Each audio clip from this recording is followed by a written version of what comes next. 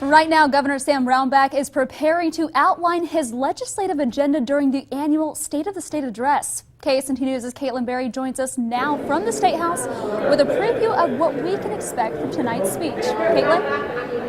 Yeah, Brooke, I'm here outside of the House chambers where Governor Sam Brownback will be delivering his State of the State address in about half an hour. Now, I'm joined here with Bob Beatty, our political analyst.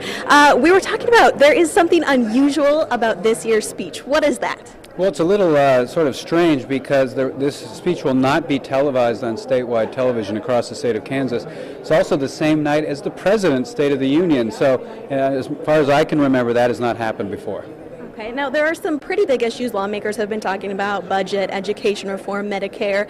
What do you expect to hear out of the speech tonight? Well, this will be the sixth State of the State that I've seen, and what Governor Brownback usually does is congratulates the legislature for the hard work they've done, says that the State of the State is strong, and he also wants to tell them to stay the course for the low income and corporate taxes structure that he's put in over the last few years. Now, as you mentioned, he usually does praise a lot of the wins that have happened within the last year, but there are some people who may not find those so positive. Can you talk a little bit about what we might see there? That's right. This will be largely a friendly crowd for the governor, but there are some Democrats and even some moderate Republicans that are a little concerned about the budget situation, up to $170 million needed for the next 2 fiscal years.